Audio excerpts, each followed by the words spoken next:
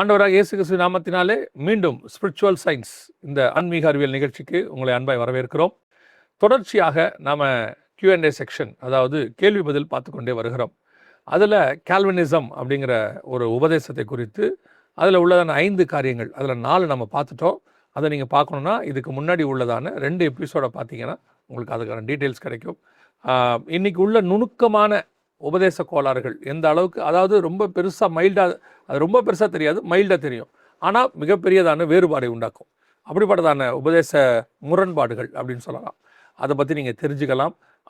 இப்போ அதனுடையதான 3வது பகுதி கால்வினிசம் பார்ட் 3 அதுக்கு நம்ம வந்திருக்கிறோம். இன்றைக்கும் நம்ம கூட பிரதர் ரூமன் வந்திருக்காங்க.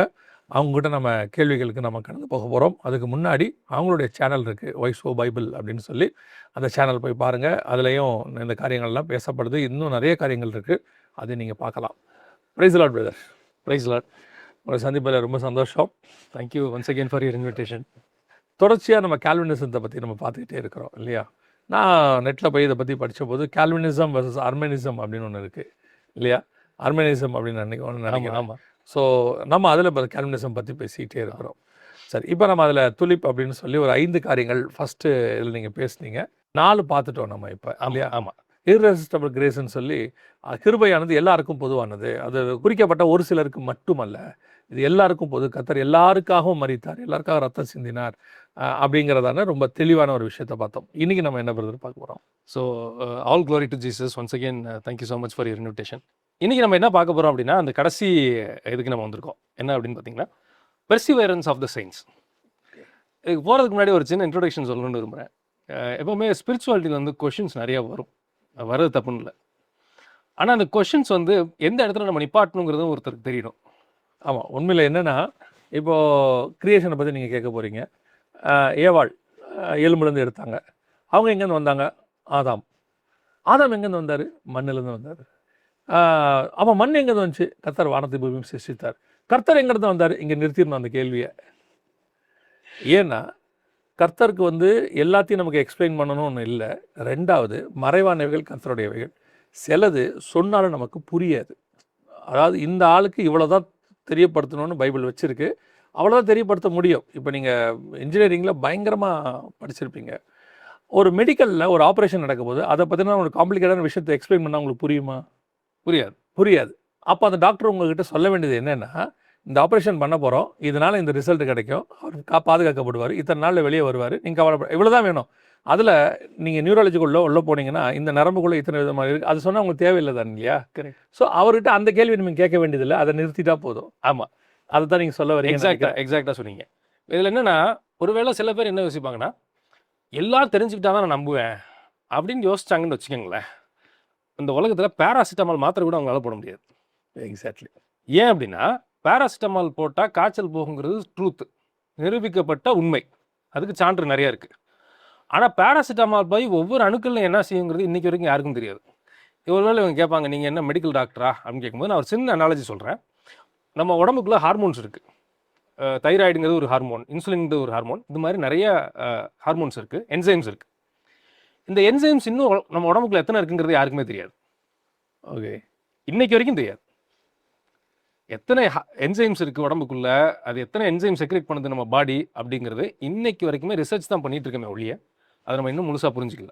ஒரு நாள் எனக்கு மனசில் தோணுச்சு, உலகத்தில் வந்து இத்தனை கோடி பேர் இருந்திருக்காங்க, ஏசு கிறிஸ்துவே தெரியாத எத்தனை கோடி ஜனங்கள் இருக்காங்க, இவங்கெல்லாம் எப்படி நியாயந்திருக்கப்பட போகிறாங்க அப்படிங்கிற மாதிரிலாம் எனக்கு கொஷின் வந்தது. இந்த கொஷினோட பைபிள் ஓப்பன் பண்ணுறேன். லிட்ரலாக இந்த கொஷினை யோசிச்சுக்கிட்டே பைபிள் ஓப்பன் பண்ணுறேன். அதில் நீதிமொழிகள் 25-27 படிக்கிறேன். தமிழில் எப்படி அது போட்டிருக்கோம் அப்படின்னா, தேனை மிகுதியாய் உண்பது நல்லதில்லை, தற்புகழை நாடுவதும் புகழல்ல. இது தமிழில் எப்படி போட்டிருக்கோம். யூஸ்வலாக நான் ஃபாலோ பண்ணுறது, எனக்கு என்னமோ அது ஒவ்வொருத்தருக்கும் டிஃப்ரென்ஸ் இருக்கும். எனக்கு வந்து NIV படித்தா தான் பைபிள் படித்த ஃபீலிங்கே எனக்கு வரும். ஓகே, KJV எதில் பழக்கப்பட்டோமோ அதில் தான் நமக்கு ஈஸி. ஆமாம். NIV என்ன போட்டிருக்கும் அப்படின்னா, it is not good to eat too much of honey, nor it is honorable to search out matters that are too deep. ரொம்ப டீப்பான விஷயத்த வந்து அதை சர்ச் பண்ணி அதை நான் 100% புரிஞ்சுக்கிறோன்னு நினைக்கிறது கெட்டதுன்னு சொல்லியிருக்காது. இட் இஸ் நாட் ஆனரபிள், தேவையில்லாதது ஒன்று, அது மேன்மையானது இல்லை. நம்ம தமிழில் ரொம்ப அழகாக ஒரு சொற்றொடர் இருக்குது. நம்ம சொல்லியிருப்பாங்க, நதி மூலத்தையும் ரிஷி மூலத்தையும் ஆராயக்கூடாதும்பாங்க. நம்ம ஒன்று சொல்லுவோம், ஒரு ஒரு லெவலுக்கு மேலே நீங்கள் எங்கே போகாதீங்க, ரிசர்ச்குள்ளே போயிடாதீங்க. அந்த லெவலில் நிறுத்திட்டா நல்லது. அதுக்கு மேலே போனால் அது உங்களுக்கு கேடு விளைவிக்கும்பாங்க. எக்ஸாக்டாக அதை அது உங்களை ஏத்திசம்குள்ளே கூட கொண்டு போயிடும் சம்டைம்ஸ் உங்களை. அது அதை சரியாக புரிஞ்சுக்கலாம். சரியாக புரிஞ்சுக்காட்டி இப்போ என்ன இவங்க புரிஞ்சுக்கணும்னா, நம்ம தியாலஜியை பொறுத்தளவுக்கு எப்போவுமே ப்ரொக்ரெசிவ் ரெவலேஷன் சொல்லுவாங்க. நம்ம 10 வருஷத்துக்கு முன்னாடி நம்மளுக்கு ஒரு விஷயம் புரிஞ்சிருக்கும், இன்றைக்கி அதை விட கொஞ்சம் பெட்டராக புரிஞ்சிருக்கும். அந்த 10 வருஷத்துக்கு முன்னாடி புரிஞ்ச விஷயத்தை புரிஞ்சுக்கிறதுக்கு நீங்கள் ஒரு எஃபர்ட் போட்டிருப்பீங்க. அந்த எஃபர்ட் இன்றைக்கி நீங்கள் போட மாட்டீங்க. ஆமாம், ஈஸியாக இருக்கும். அது வந்து நம்ம ஸ்பிரிச்சுவல் மெச்சூரிட்டின்னு புரிஞ்சுக்கலாம், எது வேணா இருக்கலாம். இன்றைக்கி ஒரு விஷயத்தை காட் சொல்லுவார், நாளைக்கு ஒரு 6 மாதம் கழித்து நம்மளுக்கு புரிய வைக்க வேண்டிய விஷயத்தை 6 மாதம் கழித்து தான் சொல்லுவார். ஓகே, இன்றைக்கி அவர் சொல்லணுங்கிற அவசியம் அவர் கிடையாது. அவர் அப்படியே சொன்னாலும் அதை ஏற்றுக்கிற பக்குவம் நம்மளுக்கு இருக்குமாங்கிறது நமக்கு தெரியாது, புரியாது. நம்ம அந்த அளவுக்கு நமக்கு இன்னும் ஓப்பன் ஆகிருக்காது மைண்ட். ஆமாம், அதனால தான் நம்ம எல்கேஜியில் ஏபிசிடி சொல்லி கொடுக்குறோம், இல்லைனா அப்பயே A+B சொல்லி கொடுத்துருவோமே. ஸோ அந்த மைண்டுக்கு அப்போ ரிங்கா ரோசஸ் தான் கரெக்டு, பாபா பிளாக் ஷிப் தான் கரெக்டு. அது வரும்போது ஈக்குவேஷன்ஸ் வர காலத்தில் நம்ம சொல்லலாம். ஆனால் இங்கே இதை சொன்னால் தான் அங்கே பின்னாடி ஈக்குவேஷன் சொல்லி கொடுக்க முடியும். எக்ஸாக்ட். இந்த பேஸ் இல்லாமல் அது முடியாது. எக்ஸாக்டாக சொன்னேன். ஆனால் இவங்களுக்கு என்ன பிரச்சனைனா, இவன் படிக்கிறது 1ஆம் கிளாஸாக இருக்கும், ஆனால் PhD கொஷினே கேட்பான். கேட்டால் ஒருவேளை அதுக்கு பதிலே சொன்னால் கூட ஏற்றுக்கிற பக்குவத்தில் அவங்க மைண்ட் இருக்காது, இருதயம் எக்குப் ஆகிருக்காது, அது வந்து ஒரு பண்படுத்தப்பட்டிருக்காது. அந்த டைமுக்கு வந்து நம்ம வெயிட் பண்ணி பார்க்கும்போது தான் வந்து காட் அதை கரெக்டாக புரிய வைப்பாருன்னு நான் நினைக்கிறேன். எக்ஸாக்ட்லி. ஸோ இப்போ நம்ம என்ன புரிஞ்சுக்கணும்னா, நம்மளுக்கு சொல்லப்பட்ட காரியங்கள் சத்தியமா, நம்ம இவ்வளோ புரிஞ்சிருக்கு ஒரு ஆளுக்கு, இல்லாட்டி இவ்வளோ புரிஞ்சிருக்கு, ஏதோ ஒரு அமௌண்ட் ஆஃப் ரெவலேஷன் வெளிப்பாடாக ஆண்டவர் கொடுத்துருக்காரு. நம்ம புரிஞ்சுக்கிட்ட அளவுக்கு அது சத்தியமானு கேட்டால் 100% பைபிள் சத்தியமாக இருக்கும், அதில் மாட்டுக்கிறதே இல்லை. ஆனால் இவங்க கேட்குற மாதிரி வந்து அந்த பல கோடி பேர் இருந்தாங்களே, இவங்களுக்குலாம் இயேசுவே தெரியாது, இவங்க எங்கே போவாங்க? இந்த கொஸ்டின்குள்ளே இவங்க போனாங்கன்னா, நான் போகும்போது இந்த பதில் தான் எனக்கு சொன்னார், இட் இஸ் நாட் ஆனரபிள், அதனால் நீ ரொம்ப கேட்காத. அதில் இன்னொன்று இருக்குது, அந்த காலகட்டம் வரும்போது அதற்கான பதிலையும் அவர் சொல்கிறார். அந்த நீங்கள் சொன்ன மாதிரி தான் இந்த ஸ்பிரிச்சுவல் மெச்சூரிட்டி வந்து அந்த வைடு ஓப்பன் ஆகி அதை ஏற்றுக்கொள்ளக்கூடிய அளவுக்கு உங்கள் மைண்ட் ஓப்பன் பண்ணிவிட்டு அதுக்கப்புறமா இதை கொண்டு வந்து கொடுக்குறாரு. எப்போது ரேசரை கையில் கொடுக்கணும்னு அப்பாவுக்கு தெரியும் ஷேவ் பண்ணுறதுக்கு, கரெக்ட் இல்லையா? அந்த காலம் வரட்டும், முதல்ல உனக்கு தாடி மீசெல்லாம் முளைக்கட்டும், அதை நீ ரிமூவ் பண்ணுங்கிற ஒரு எண்ணம் வரட்டும், அதுக்கப்புறம் அந்த பிளேடை நான் தரேன், அதுக்குள்ளே நீ அதை எப்படி ஹேண்டில் பண்ணணும்னு மெச்சூரிட்டி ஆகிருப்பேன். கரெக்ட். இது எல்லாமே சேர்ந்தது தான் இருக்குது. ஆமாம், 3 வயசில் பையன் அப்பா ஷேவ் பண்ணுறதை பார்த்து எனக்கும் ஷேவ் பண்ணுங்கன்னா, உனக்கு முதல்ல மீசை தாடியுமே இல்லை, ஷேவ் அவசியமே கிடையாது உனக்கு. 2வது இப்போ நான் அதை கையில் கொடுத்தாலும் உனக்கு ஹேண்டில் பண்ண போகிறதுன்னு தெரியாது. ஸோ இதே அனாலஜியை நம்ம அங்கே வச்சு நம்ம பார்க்குறோம். எக்ஸாக்டாக. ஸோ இன்றைக்கி நம்ம வந்து கடைசி பாயிண்ட் ஆஃப் கால்வினிசமோட டூலிப்புடைய கடைசி point perseverance of the saints. அதுக்கு இவங்க நம்ம வசனம் இவங்க என்ன சொல்கிறாங்க அப்படின்னா, யோவான் 10:28 நான் அவைகளுக்கு நித்திய ஜீவனை கொடுக்கிறேன், அவைகள் ஒரு காலும் கெட்டுப்போவதில்லை, ஒருவனும் அவைகளை என் கையிலிருந்து பறித்து கொள்வதும் இல்லை. இவங்க பெர்சிவரன்ஸ் ஆஃப் தி செயின்ஸுக்கு டெஃபினேஷன் சொல்கிறாங்க, those who have been chosen by God, those for whom Christ died and who have been called out of the death into life, God will persevere by his grace until the end. No one will ever snatch them out of the Father's hand. என்ன சொல்கிறாங்கன்னா, கடவுளால் முன்குறிக்கப்பட்ட பரிசுத்தவான்கள், நீதிமான்கள் ஆக்கப்பட்ட ஜனங்கள், இவங்க வந்து கடவுளால் நியமிக்கப்பட்டவர்கள். இவர்கள் எக்காரணத்தை கொண்டும் விசுவாசத்துலேருந்து வெளியிலே போக மாட்டாங்க. ஏன்னா கடவுளுடைய கிருபைங்கிறது அவ்வளோ பெருசு. இப்படி ஒரு குரூப் இருக்குது, ஒன் சேவ்ட் எவர் சேவ்டு, அது இதில் வருமா? அது எக்ஸாக்டாக. Okay, right. இவங்க சொல்கிற லாஜிக் நான் சொல்கிறேன். யோவான் 10:28 இப்போ வாசித்தோம், ஒருவனும் அவைகளை என் கையிலிருந்து பறித்து கொள்வதில்லை. இவங்க சொல்கிற லாஜிக் அப்படின்னா, காட் ஆஃப் தி யூனிவர்ஸ் அவர் வந்து ஒரு இன்ஃபைனைட் பீயிங், ஒரு ஃபைனட் பீயிங் கிடையாது. அவர் வந்து ஒருத்தர் முன்குறிச்சு அழைச்சி தெரிந்து கொண்டிருக்காரு. அவங்கள வந்து அவருடைய கைக்குள்ளே இவங்க இருக்காங்க. யோசிச்சு பாருங்க, கடவுளோட கையில இருந்து ஒருத்தனை எடுத்துட்டு போற அளவுக்கு யாராவது உலகத்தில் சக்தியோ பிசாசுக்கிட்ட சக்தியோ இருக்கா? இந்த லாஜிக் படி பார்க்கும்போது இது 100% சரியாக தான் தெரியும், இதில் மாற்று கருத்தே இல்லை. ஏன்னா இதை மேத்தமெட்டிக்கலாக ஒருத்தர் போடும்போது இன்ஃபினிட் பீயிங், இப்போ நீங்கள் வந்து ஒரு சாதாரண ஒருத்தர் ஒரு செக்யூரிட்டியை வச்சுருக்காங்க, அவர்கிட்ட இருந்து ஒருத்தர் பாதுகாக்கணும், அவர் பாதுகாக்காமல் போகிறதுக்கு வாய்ப்பு இருக்குது. ஆனால் இவர் வந்து மனுஷன் கிடையாது, கடவுள் வானத்தையும் பூமியும் படைச்ச தேவன், இவர்கிட்ட இல்லாத அதிகாரமே கிடையாது, இவர்கிட்ட எல்லா அத்தாரிட்டியும் இருக்குது, அவர் சொல்ல ஆகும் கட்டளையிட நிற்கும்னு வசனம் சொல்லுது. அவரே சொல்கிறாரு, என் கையிலேருந்து ஒருத்தன் பிடுங்கிடுவானா? ஒரு காலம் பிடுங்க போகிறது இல்லை அப்படின்னு சொல்கிறாங்க. இது 100% கரெக்ட் மாதிரி தான் தெரியும். திரும்பியும் அதே அனாலஜிக்கு வரேன். ஃபோனை கடவுளோட கையிலேருந்து பிரிக்கவே முடியாது, மாற்றுக்கிறதே இல்லை. நம்ம ஃபோனை வந்து ஸ்க்ரோல் பண்ணுறதுங்கிறது ஸ்டேட்மெண்ட் ஒன்றா இருக்கும் பட்சத்தில் அதுக்கு நிகரான இன்னொரு ஸ்டேட்மெண்ட், அது உள்ள அத்தனை காம்போனன்ட்ஸ் இருந்தது, அந்த காம்போனன்ட்ஸ்னால மூவ் ஆகுது. ஆனால் இந்த வசனம் என்ன சொல்லாது அப்படின்னா, அந்த கைக்குள்ளே இருக்கிற மனுஷன் வெளியில் போகவே கூடாதுன்னு சொல்லவே சொல்லாது. ஆண்டவர் கையில் ஒரு மனுஷன் இருக்கான், மாற்றுக்கிறது இல்லை.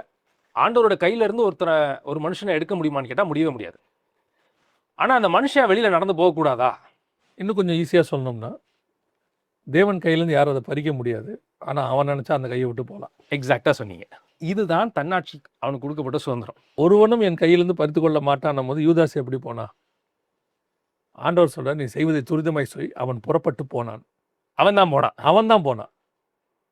இப்போ இவர் பேதுரு வந்து மறுதளிச்சுட்டு போயிட்டாரு, வந்துட்டாரு. வர்றதும் வராததும் பேதுருக்கிட்ட தான் இருக்கு. அவன் தன்னாட்சிக்கு உட்பட்ட சுதந்திரம். ஆனால் இவர் இன்விடேஷன் கொடுக்குறாரு, பேதுருவை வர சொல்லுங்கன்ற. வரதும் வராதும் பேதுருக்கிட்ட தான் இருக்கு. அப்போலோ வர சொல்லி பவுல் சொல்றாரு, அவன் வர மாட்டேன்னு சொல்லிட்டான்னு இருக்கு. அது அவனுடைய தன்னாட்சிக்கு வேண்டியது. ஸோ காட் எவனையும் இழக்க விரும்பலை, ஆனால் அவனே தன்னை அவர்கிட்ட இருந்து பிரிச்சுக்கிட்டானா அதுக்கு அவர் பொறுப்பல்ல. அந்த உரிமை அவனுக்கு இருக்கு. ஒருவேளை அந்த உரிமையை மட்டும் அவர் எடுத்தார் அப்படின்னா சட்டத்தை மீறுறாருன்னு அர்த்தம். நம்ம பல டிஸ்கஷன்ஸ் இந்த டாப்பிக்கில் நம்ம பண்ணியிருக்கோம். பட் ஃபார் எக்ஸாம்பிள், யூஸ்வலாக வஞ்சகம் என்ன பண்ணும் அப்படின்னா, அவங்க கையிலேருந்து அது பிடுங்கிட்டு போகாது, இவன் வெளியில் போக வச்சிரும். அதான் அவன் வந்து என்ன செய்வான்னா, தோட்டத்தை விட்டு கையை பிடிச்சி வெளியே கூட்டிகிட்டு போக மாட்டான், ஆனால் வெளியே போகிறதுக்கான என்னென்ன வேலை செய்யணுமோ அதெல்லாம் செய்வான். பழத்தை சாப்பிட வச்சு தோட்டத்தை விட்டு வெளியே கூட்டிகிட்டு போயிடுவான், தானாக வந்துடுவாங்க. அழகாக சொன்னீங்க. நீங்கள் பார்த்தீங்கன்னா பிசாசு வந்து வாயில் பழத்தை வச்சு ஓட்டலை. ஆனால் இவன் சொல்கிற வஞ்சகம் என்ன செய்யும்னா, பழத்தை போய் சாப்பிட வச்சுட்டு தோட்டத்தை விட்டு வெளியில் போகிறதுக்கு என்னென்ன வழி இருக்கோ அது எல்லாத்தையும் கிரியேட் பண்ணி கொடுத்துரும். அதுதான் இங்கே விஷயமே. இப்போ அதுதான் விஷயம். ஓகே, அவர் கையிலேருந்து யாரும் பிடுங்க முடியாது. ஆனால் இவன் வெளியில் போகிறதுக்கு அதிகாரம் இல்லையான்னு கேட்டால் 100க்கு 100 இருக்குது. இப்போ இவங்க அடுத்த லெவலுக்கு போவாங்க. லூக்கா 15ஆம் அதிகாரத்தில் ஒரு பேரபிள் சொல்கிறார் ஆண்டவர், ஒரு ஓமை சொல்கிறாரு. அது வந்து 100 ஆடு இருக்குது, ஒரு ஆடு மட்டும் தொலைஞ்சு போயிடுது. தொலைஞ்சு போன ஆட்டை வந்து 99 ஆட்டை ஒரு சேஃபான ஒரு இடத்துல விட்டுட்டு ஆண்டவர் போய் தேட போகிறாரு. பாருங்களேன், ஆண்டவர் போய் தேடி கூட்டிகிட்டு வந்துட்டார்ல, அது வெளியில் போணுச்சுன்னா பிடிச்சிட்டு வந்துடலாம். கரெக்டு, தேடி போனார். அந்த ஆடு வரமாட்டேன்னுச்சுன்னா அங்கே காடு ஒன்றுமே செய்ய முடியாது. அந்த ஆடு வர்றதும் தேடி போகிறாரு, இவர் போய் பார்க்குறாரு, கண்டுபிடிக்கிறாரு, எல்லாம் கரெக்டு. அந்த ஆடு வரமாட்டேன்னுச்சுன்னா என்ன செய்ய முடியும்? அதாவது பவுல் வந்து ஒரு இடத்துல தேமாவை பற்றி பேசுகிறார். தேமா பார்த்தீங்கன்னு சொன்னால், எனக்காக தோல் கொடுத்தவனா, அவன் வந்து அவ்வளோ தூரம் அவருக்காக வந்து பாடு அனுபவிச்சிருக்கான், எல்லாம் பண்ணியிருக்கான். ஒரு இடத்துல பிரபஞ்சத்தின் மேல் ஆசை வைத்து என்னை விட்டு போனானுங்கிறாரு. அதோட போயிட்டான் அவன், அவ்வளோதான், வரல. இது ஒரே வசனத்தில் உங்களுக்கு சொல்லணும் அப்படின்னா, எபிரேயரில் அவர் அழகாக சொல்கிறார். ஆண்டவர் சொல்கிறார் 6 நாளில், ஒரு தடவை பரம ஈவை ருசி பார்த்தும் பரிசுத்தாவியை பெற்றும் இனி வரும் பலன்களை அறிந்தும் மறுதலித்து போனவர்களை மீட்கப்படுவது கூடாத காரியம். பரிசுத்தாவியை பெற்றும்னு இருக்கு, ஆவியானவர் வந்தோம் அவன் போயிட்டானா அவனை மீட்கப்படுவது கூடாத காரியம்னு இருக்கு. இப்போ இந்த இடத்துல ஆவியானவர் போய் வலுக்கட்டாயமான தரத்தரம் இழுத்துட்டு வரலையே, எழுதுட்டு வர முடியாதுல்ல. அது அவனுடைய தன்னாட்சிக்கு உட்பட்டது இல்லையா? ஆமாம், ஓகே. ஸோ இதை வச்சு பார்க்கும்போது அவர் சொன்ன ஸ்டேட்மெண்ட் அந்த ஆங்கிளில் கரெக்டு. ஆனால் இந்த ஸ்டேட்மெண்ட்டை பார்க்கும்போது இன்னொரு ஆங்கிளில் விட்டுறக்கூடாது. விட்டாங்கன்னா இவங்க வந்து அடுத்த கன்ஃபியூஷனுக்கு போயிடுவாங்க. ஆண்டவரால் முன்குறிச்சாங்க, அவங்க இருப்பாங்க. இவங்க இன்னொரு எக்ஸ்ட்ரீமுக்கு போயிடுவாங்க, எங்களை வஞ்சம் பாதிக்கவே பாதிக்காது. இல்லை, இன்னொன்று செய்வாங்க. அது இன்னொரு எக்ஸ்ட்ரீம்ஸ் என்னென்னா, என்ன பாவம் செஞ்சாலும் கூப்பிட்டு போயிடுவார் பரலோகத்துக்கு. நான் தான் முன்குறிக்கப்பட்டவனாச்சு. கர்த்தர் விட மாட்டேன். இதுக்கு ஒரு எக்ஸாம்பிள் ஒருத்தர் சொன்னார், புக்கில் இருக்குது. அவர் சொல்கிறாரு, கழுதை குட்டி போட்டுச்சுன்னா கடைசி வரைக்கும் அது கழுதை குட்டி, நாய் குட்டி போட்டால் கடைசி வரைக்கும் அது நாய்க்குட்டி. அப்போ கிறிஸ்துவுக்குள்ளே பிறந்தா கடைசி வரைக்கும் நீ கிறிஸ்துவுக்குள்ள பையன் தானே, எப்படி நீ இல்லாமல் போவே அப்படின்னு. கழுதை குட்டி தான், ஆனால் வண்டி அடித்து செத்தா யார் பொறுப்பு? கழுதை குட்டியே செத்தா கழுதை சாகதானே போகுது. அது நீங்கள் கழுதை குட்டியாக கழுதையோட அப்பா அம்மாவோட இருக்கிறது வேற இல்லை. நீங்கள் அங்கே போய் நீங்கள் வேற ஒன்றோட மிக்ஸ் ஆகி கோவேறு கழுதையாகி அது என்னமோ போகணும்ல, அதுக்கு கர்த்தர் பொறுப்பு இல்லைல்ல. இன்றைக்கி நிறைய பேர் இதுக்குள்ளே வந்துடுறாங்க. எப்படி வந்துடுறாங்கன்னா, நீங்கள் என்ன பாவம் செஞ்சாலும் கவலைப்படாதீங்க, இப்படி சொல்கிறவங்களே இருக்காங்க. நீங்கள் பாவம் செஞ்சால் கவலைப்படாதீங்க, கர்த்தர் விட மாட்டார், கிருபை உள்ளவர். நீங்கள் அவர் ஒரு தடவை ரட்சிக்கப்பட்டீங்கல்ல, அவர் ஒரு நாளும் உங்களை விட மாட்டார். கடைசி வரைக்கும் முயற்சி பண்ணுவார், உங்களை மீட்பதற்கு சிலுவைக்கு போகிற வரைக்கும் கல்லனை காப்பாற்றுறதுக்கு முயற்சி பண்ணுவார். ஆனால் ஏற்றுக்கொள்வதும் ஏற்றுக்கொள்ளாதும் அந்த கல்லனுக்கு சுயாட்சிக்கு உட்பட்டது. ஒருத்தன் ஏற்றுக்கிட்டான், இன்னொருத்தன் ஏற்றுக்கல. 2 பேரும் நிந்திக்கிறவள தான் வந்தாங்கன்னு இருக்கு அந்த இடத்துல. ஆமாம். அந்த சிலுவைக்கு வரும்போது 2 பேரும் நிந்திக்கிறவர்கள். ஆனால் 3 மணி நேரம் இவரோட தொங்கின பிறகு இவன் அவரை ஏற்றுக்கொண்டவனா மாறிட்டான், இவன் ஏற்றுக்கொள்ளலை. 2 பேருக்கும் ஒரே பாடுகள் தான் காட்டப்படுது. 2 பேருக்கும் ஒரே அவருடைய மரணம் தான் காட்டப்படுது. அந்த மரணம் இவனை மாற்றுது, இவனை மாற்றலை. அது அவங்களுடைய தன்னர்ச்சிக்கு உட்பட்டது தானே. அப்போ இதே காரியம் இங்கேயும் பொருந்தும் இல்லையா? எக்ஸாக்டாக. ஓகே. அதனால் நம்ம எப்போவுமே காடோடைய கிரேஸ்னு ஒன்று இருக்குது. அந்த சர்க்கிள்குள்ளே நம்ம ஃபிட்டாக ஆகுறோமா? அந்த அந்த நானே வாசல்னு சொல்கிறாரு, வாசல் கதவுலேருந்து தட்டுறேங்கிறாரு, திறந்து நம்ம ஏற்றுக்கிறோமா? அது வந்து அவனோட சுயாட்சிக்கு உட்பட்ட விஷயம். கிருபை எட்டர்னல், அதில் மாற்று கருத்தே இல்லை. ஆனால் பொய்யான மாயை பற்றி கொண்டு அதை போக்கடிக்கிறதும் அடிக்காததும் நம்மக்கிட்ட தான் இருக்குது. எக்ஸாக்டாக சொல். நம்ம அதை பொய்யான மாயை கட்டிக்கொண்டு போக்கடிச்சிட்டு கிருபை இருக்குது என்னை காப்பாற்றோன்னா அவர் ஒத்துக்க மாட்டோம். ஸோ இதில் ஒரே ஒரு கிளாரிட்டி மட்டும் நான் கொடுக்க விரும்புகிறேன். இப்போ இதை எப்படி இந்த வசனத்தை புரிஞ்சுக்கலாம்? ஏன்னா இதில் வசனம் போட்டிருக்கு அப்போஸ்தலர் 13:48 நித்திய ஜீவனுக்கு நியமிக்கப்பட்டவர்கள் எவர்களோ அவர்கள் விசுவாசித்தார்கள். இதுக்கு இணையாக இருக்கிற இன்னொரு வசனம் பார்த்தீங்கன்னா பவுல் சொல்கிறாரு, நான் நட்டேன் அப்போலோ நீர் பாய்ச்சினாரு, விளை செய்தது தேவன். இதுக்கு இணையாக இருக்கிற இந்த வசனத்தை எப்படி புரிஞ்சுக்கிறது அப்படின்னு பார்க்கும்போது, இது வந்து தலைவிதிக்காக சொல்லப்பட்ட வசனம் கிடையாது. இது ஒரு ஊழியக்காரர் இருக்காருன்னா, ஒரு ஊழியம் செய்கிற ஒரு சர்வெண்ட் ஆஃப் காட் இருக்காருன்னா, அவர் எதை பிலீவ் பண்ணணும் அப்படின்னு அவருக்கு சொல்லப்பட்ட எஸ்ஓபி. எஸ்ஓபின்னு சொல்லும்போது நம்ம ஒரு உதாரணம் நான் சொல்கிறேன். ஃபார் எக்ஸாம்பிள், ஒரு மேனுஃபேக்சரிங் கம்பெனி ஒன்று இருக்குது. அதில் அந்த கம்பெனியில் பல டிபார்ட்மெண்ட் இருக்கும். மேனுஃபேக்சரிங் ஹெட்னு ஒருத்தர் இருப்பார். அவருக்கு என்ன அப்படின்னா, அவருக்கு 100 பொருள் தயாரிக்கணும்னா அதை மட்டும்தான் அவர் யோசிப்பார். அவர் வேறு எதையுமே யோசிக்க மாட்டார். அவரோட வேலை 100 பொருள் நீ தயாரித்து கொடுக்கணும், அதுக்கு என் டீம் வச்சு நான் என்ன பண்ணணும், அதுக்கு ஒரு அலோகேஷன் எப்படி பண்ணணுங்கிறத போட்டு பண்ணிடுவார். அதுக்கடுத்து குவாலிட்டி ஹெட்னு ஒருத்தர் இருப்பார். அவருக்கு என்னென்னா, இந்த நீ தயாரிக்காமல் அது என் பிரச்சனை கிடையாது, மேனுஃபேக்சரிங் ஏன் ப்ராப்ளம் கிடையாது. நீ 100 பண்ணாலும் சரி, 50 பண்ணாலும் சரி, பண்ணாமலே இருந்தாலும் சரி, எனக்கு என் குவாலிட்டி வரணும். இது இவரோட எஸ்ஓபி. அதுக்கு ஒரு பாயிண்ட்ஸ் இருக்குது, அதை செக் பண்ணி ஒரு டீம் வச்சு வேலை செய்வார். இதுக்கு 2க்கும் மேலே இன்னும் 2க்கும் தாண்டி சேல்ஸ் ஹெட்னு ஒருத்தர் இருப்பார். அவருக்கு என்னென்னா, எத்தனை பொருள் கொடுக்குறானோ அதை விற்று கொடுக்கணும். 100 கொடுத்தா 100 விற்று கொடுப்பேன், 20 கொடுத்தா 20 விற்று கொடுப்பேன். ஆமாம், அதை என் டீம் வச்சு நான் ட்ரைவ் பண்ணி அதை சேல் பண்ணணும். அது மட்டும்தான் எனக்கு வேலை. அதை அவன் எப்படி மேனுஃபேக்சர் பண்ணுறான், மேபி இவங்க ஆலோசனை சொல்லுவாங்க, இவங்க வந்து மார்க்கெட் இப்படி இருக்குங்க மார்க்கெட் ஸ்டடிலாம் பண்ணி சொல்லுவாங்க. ஆனால் ப்ரைமரி அவங்களோட அப்ஜெக்டிவ் பார்த்தீங்கன்னா செல் பண்ணணும். அதுதான் அவரோட வேலை. எல்லாத்துக்கும் தாண்டி ஃபினான்ஸ் ஹெட்னு ஒருத்தர் இருப்பார். அவருக்கு என்னென்னா, இந்த அக்கௌண்டிங்கில் டாப் லைன் பாட்டம் லைன்னு சொல்லுவாங்க. இந்த பேலன்ஸ் ஷீட்டில் வந்து P&L top line bottom line. அவருக்கு என்னென்னா, நீ விற்காமரு, நீ செய்யாமரு, எது பற்றியுமே எனக்கு பிரச்சனை இல்லை, ப்ராஃபிட் எவ்வளோ வரும், எண்ட் ஆஃப் த டே எனக்கு அதான் வேணும். எண்ட் ஆஃப் த டே வந்து இந்த கம்பெனியை ரன் பண்ணுறதுக்கு, இவங்களுக்கு எல்லாருக்கும் சம்பளம் கொடுக்குறதுக்கு, இந்த இன்வெஸ்ட்மெண்ட் பண்ணுறதுக்கு, இவ்வளோ என்னோட ஸ்ட்ராட்டஜியை ஃபிட் இன் பண்ணுறதுக்கு இவ்வளோ பணம் எனக்கு வேணும். அந்த ஸ்ட்ராட்டஜியை பண்ணி நீ இவ்வளோ சேல் பண்ணணும், இவ்வளோ மேனுஃபேக்சர் நீ பண்ணணும், இவ்வளோ எனக்கு ப்ராஃபிட் வரணும். இப்போ இதில் நீங்கள் 4 விஷயத்தை பார்க்கும்போது 4 பேரும் எதிர்மறையாக தெரியுவாங்க பார்க்குறதுக்கு. ஆனால் அவங்க கொடுக்கப்பட்ட எஸ்ஓபி பார்த்தீங்கன்னா, அவங்கவுங்க ரோலை பண்ணுறதுக்கு கரெக்டாக எஸ்ஓபின்னு சொல்கிறது ஸ்டாண்டர்ட் ஆப்ரேட்டிங் ப்ரொசீஜர்னு நம்ம சொல்கிறோம். அவங்க எதை நம்பணுங்கிறது அவங்களுக்கு கொடுக்கப்பட்ட எஸ்ஓபியில் இருக்கணும். இப்போ பவுல் எதை நம்பணும் அப்படின்னா, நான் என் வேலையை பண்ணேன், அப்போலோ அவர் வேலையை பண்ணார், வேலையை செஞ்சது அவர் வேலை. அந்த மைண்ட் செட்டு தான் ஒரு ஊழியக்காரருக்கு இருக்கணுங்கிறதுக்காக ஒரு ஊழியருக்குண்டே கொடுக்கப்பட்ட ஒரு எஸ்ஓபி தான் அந்த வசனம். ஓகே, இதை இவங்க தலைவிதின்னு புரிஞ்சுக்கிட்டாங்கன்னா, பார்த்தீங்களா, நான் நட்டேன், அவர் பண்ணல, அவன் தலைவிதி அவன் வந்து ரசிக்கப்படணுண்டு, இவன் தலைவிதி அவன் ரசிக்கப்படலன்னு, இப்படி இதை புரிஞ்சுக்கிட்டாங்கன்னா இந்த வசனத்தோட கான்டெக்ட் தப்பாக போயிடும்.